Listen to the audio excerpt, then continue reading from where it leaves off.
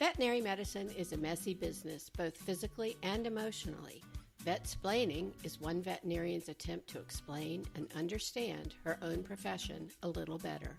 Join Dr. Lisa McFadden as she delves deep into the medical and business aspects of veterinary medicine. Welcome back to part 2 of my interview with Randy Hall. We're going to pick up right where we left off, which is discussing how to handle stressful situations.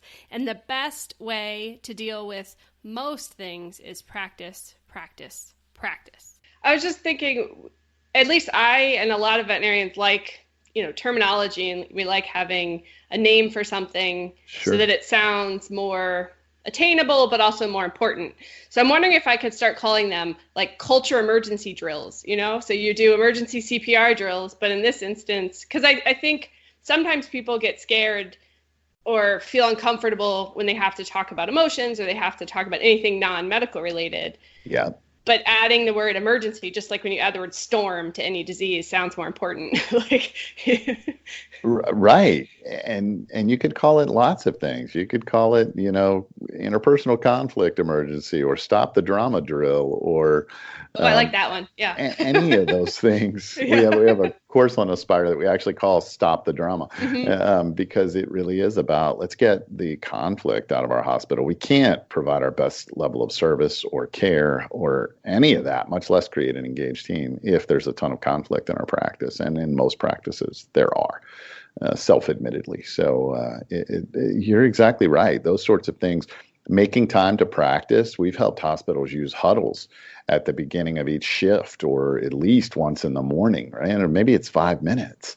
But we run through a couple of these things that we're working on each day as a group and talk about how we're going to plan for the day, how we're going to make it better than some of the ones we might have had in the past and sort of move it toward a definition of good rather than just let it happen and hope we live through it. A completely different mindset that happens right there. And there's opportunities in those spaces to practice those exact things you're talking about.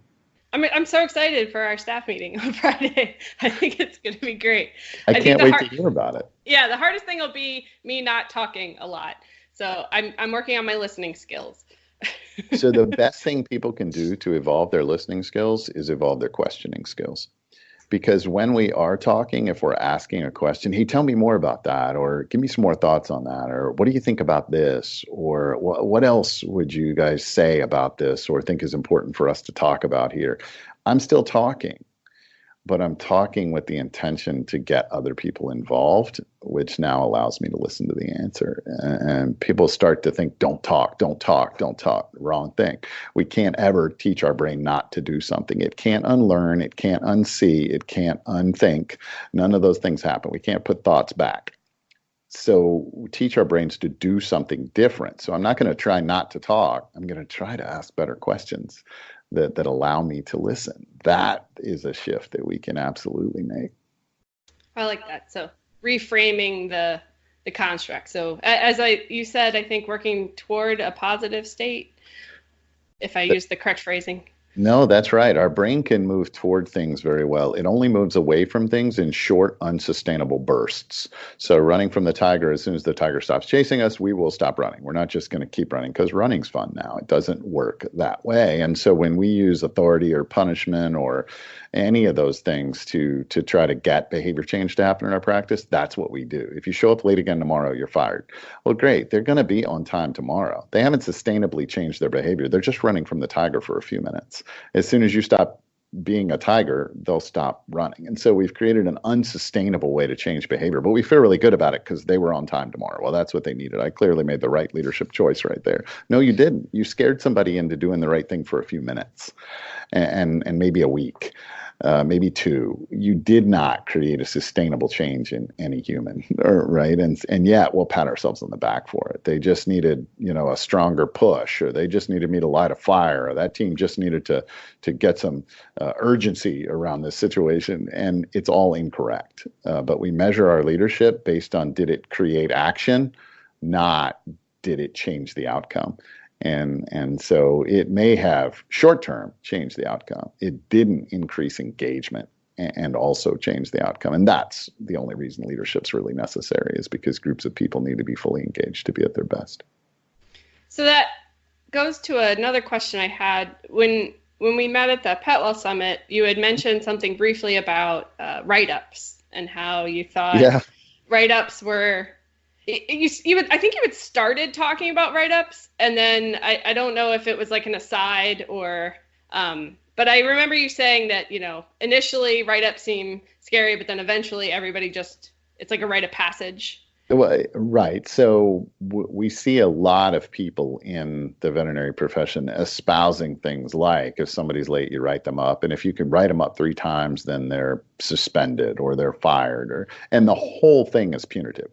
The whole thing is built to keep people from being their worst, not helping people become their best. It is exactly the wrong thing to do in leadership. And so we get this thing where everybody gets written up over time because we've got all these places where write-ups are supposed to happen.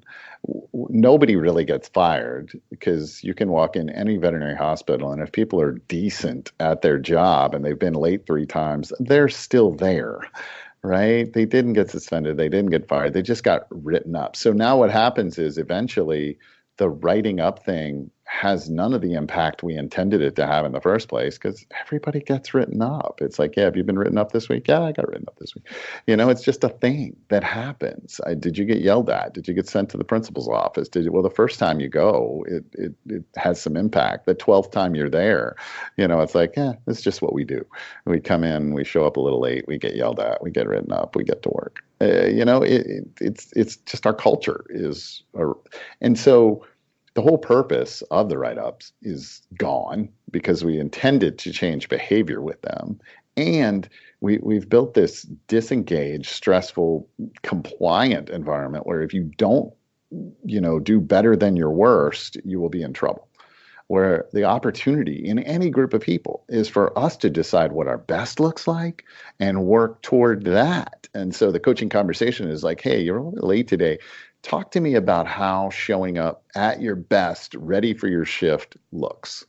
What are the things you would do? If you were going to have your best day ever and be ready for it before it started, what time would you show up? How would you prepare? What does your best look like throughout the day? How do you get ready to do that? Right? So now we're building a plan to be at our best with this individual. We're not doing things to the individual because they were at their worst that day. It's a completely backwards way to lead people. And yet, instinctively, it feels good because we know internally what that running from danger feels like and how much it makes us move. The problem is it only makes us move while we're being chased, and it's not sustainable. I didn't become a marathoner, a successful marathoner, because I got to run from a tiger for a few minutes. It doesn't work that way. No, that's interesting. I think it's almost like a lot of the principles seem to relate towards, I think a lot of people have a default negative expectation of individuals, whereas you're giving them the benefit of the doubt and saying, how can I help you continue to achieve? Right. It's just really sad that our default is, well, I didn't expect you to really do it, and now I proved myself right, so I'm going to write you up. No, that's exactly right. And people will sort of rise to the level of expectations. There's been a ton of research and work done on that. But if we expect very little out of people, that's typically what we get. And our behaviors drive that, but they start with our expectations and our perceptions. To your point, we do different things because we think this person probably isn't very good anyway or isn't capable. And they recognize that. They see that. That's not something we hide very well as humans, even if we say different words. And right. So, yeah, and you're right. We as humans, and this is a challenge for everybody, we're built to sort of have those negative perceptions, to not die, not to be at our best, right? And that's still with us. I think about 80% of our self-talk is even negative. The things we say, oh, you're so stupid. Oh, I can't believe you did that. Oh, that was a bad call. Oh, what were you thinking? We do that to ourselves all day long. And so we do it to others all day long too. And that's why great leadership is about building new habits and patterns for ourselves that do support fully engaged teams of people, that do make cultures better to work in. And it sounds like a little bit like a pipe dream. Well, you can't actually make that happen. But we've done that. We've gone into hospitals and helped them absolutely make that happen in their words, not ours. When they describe their culture, they talk about it very differently. When they describe how it feels to work there, they talk about it. It's not fast or easy. That doesn't make it impossible or just something that no one could ever achieve in this space. We can. We just don't. And you had said that it takes about 6 months to start to see improvement and 12 to 18 to fully realize it. Was that correct? That's probably right. And obviously every space is different. Where you start matters. But yes, it's not something where you're going to do a few things and all of a sudden, the flowers are going to bloom, the birds are going to sing a little louder, and, the rainbows happen. So it doesn't work that way. There is a little bit of human behavior change turmoil that sort of happens in there as people are making new choices, thinking about different options, possibilities. But when we put a set of processes in place and just stick to them, it will happen over time. It's kind of like things like forward booking or a new computer system or any of that. Like you have a little bit of faith. All right, let's just keep working with it and we'll figure it out. Let's just keep making the calls or doing the forward booking, and it will start to change the way we schedule. All of those things can happen. It's no different than adding a new therapy or doing a laparoscopic spay, or whether the first time they're slow, but we have some faith that if we just keep working at it, these will be better for us and in some ways easier or more effective or better for the clients or whatever it is, patients. So we just have to put the processes in place and execute them and not start to look for daily results. Let's look for getting better at the process, and the results will show up for us. And culture change is exactly like that. It's no different than, I think about the process you go through as a veterinarian to get good at all the things that you already do. And I never watched anybody do a suture once and go, oh, that's never going to work. Let's just find another way to get these things closed up, because sutures just don't work for me. It doesn't, but we treat leadership like that. Yeah, I said that to them and it didn't seem to make a difference, so I'm going to go back to my old ways. That's what we do. And yet practice a suture 1,000 times, and you guys are incredibly fast and amazing at how you make them happen. Right. But it now is something that you knew if you spent some time working on getting better at, you would achieve these results. Leadership's the same way.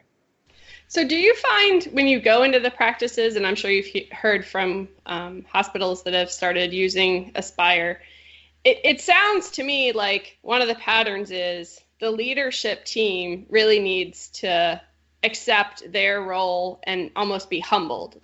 Because as a leader, well, and I'm acting more as a manager in that respect. I'm like, I said it. Why didn't they do it?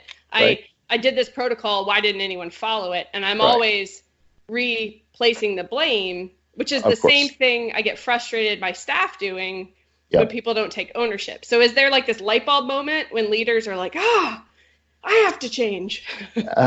Yes, you do often get calls when people kind of want you to fix my team for me, right? But pretty quickly they realize we all have opportunities, right? And so when we go in and work with a hospital, we work with the entire team first, right, with the leaders in the room. So we're all sort of hearing and talking about and discussing and thinking through the same things about where we want to go and how we want to operate as a group of people, and what kind of place we want to work and what kind of team we want to be part of and how we want to contribute to it, right? We do all of that as a foundational thing. And then we have to start shifting the conversations into, okay, what's my role in helping us get there? And leaders might have a little different role in that, but everybody in the hospital generally has to adopt some different behaviors, but they get to pick them. They get to talk through them, decide on them, explore them, practice them, get good at them, and execute them effectively. So everyone has to change. You're right.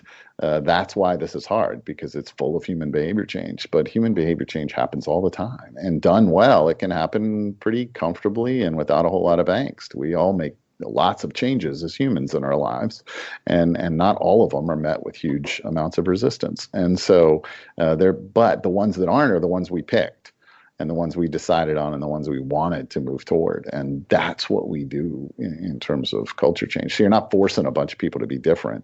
because that doesn't work unless you just use exceptional amounts of authority and threats and punishment, and then your best people leave, because who wants to work there, right? I'm a great technician. I don't need to work in a place like this. There's plenty of jobs out there for me. So we tend to lose people in those environments